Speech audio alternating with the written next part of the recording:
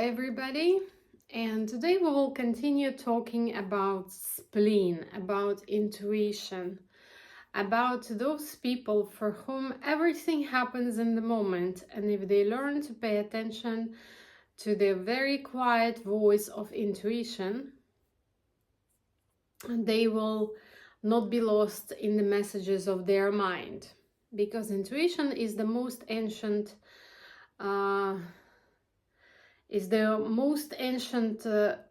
organ that we have, that is spleen, and it's the most ancient system of survival that spleen belongs to.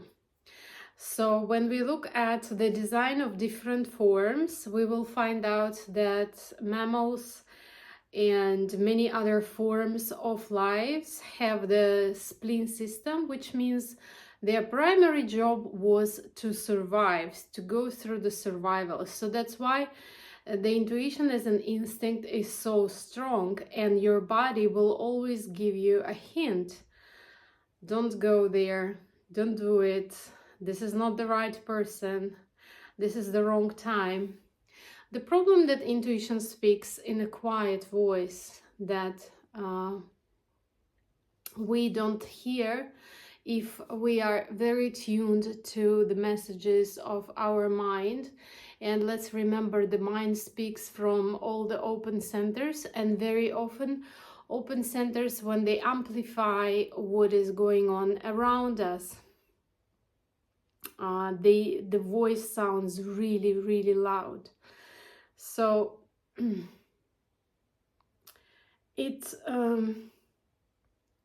is very important for all of us who are trying to live in the experiment to tune into the body, to experiment, to really see what happens when you don't follow that quiet voice, to recognize in the moment that actually, you know, I got the message, no, but I did it anyway, and this is the consequence. So you are learning it on your own example. What else spleen can give us the insight about? Smell.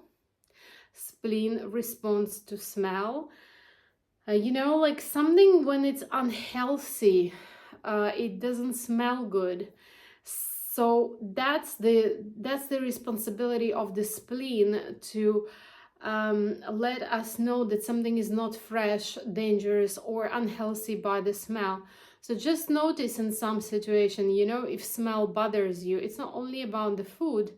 Sometimes walking into some place and then you're kind of reacting to this smell, and you're like, you know what, I think it's just not the right place for me. And let's remember that even when we talk about certain things, we say that smells bad, or this doesn't smell right, or, you know, it smells. When we talk about something that will not go right, that is not correct, this is actually our body response and the indication of our intuition. What else I can say? Being myself a very intuitive person, I'm a generator, but I have my spleen defined. So besides smell, I think it's also like hearing. Yeah, being able to hear. The whole lymphatic system of the spleen is listening through, you know, all the tiny places. That's why people with intuition usually are very sensitive sleepers. So you can imagine if we were animals and this is the information we still carry for our survival, your ear and all your body will inform you if something is approaching, you know, if something is coming. That's why the intuition also gives us this sense that, you know, it didn't happen yet, but it's coming. So being able to hear, recognize, like almost like, you know, stepping out of the way before, just a moment before something happens. Trust your body. Very important, especially if Spleen is your inner authority. Just really trust your body. Your body will move the place. It will walk away.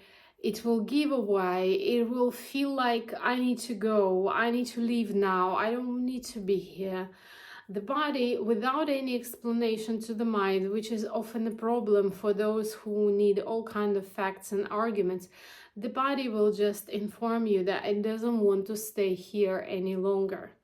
Me personally, I learned to trust this voice.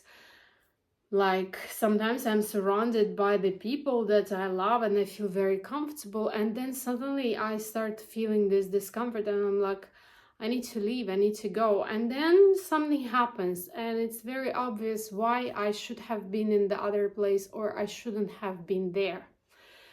So all the people for whom there is truth in the moment, that is your intuition. You are here to be spontaneous. You are here to respond to your body, and you are here to live moment by moment. And what was correct for you in this moment might be not correct in the next upcoming moment. And please do not generalize. And I hope now it becomes very obvious to you why intuitive splenic people can make decisions in the moment, and why emotional people need longer time to make decisions. We cannot compare, we cannot generalize, and we cannot teach others because we don't know what is their inner authority. All we can say, you know what, I trust that this is right for you. If you're saying so, that is right for you, and this is right for me.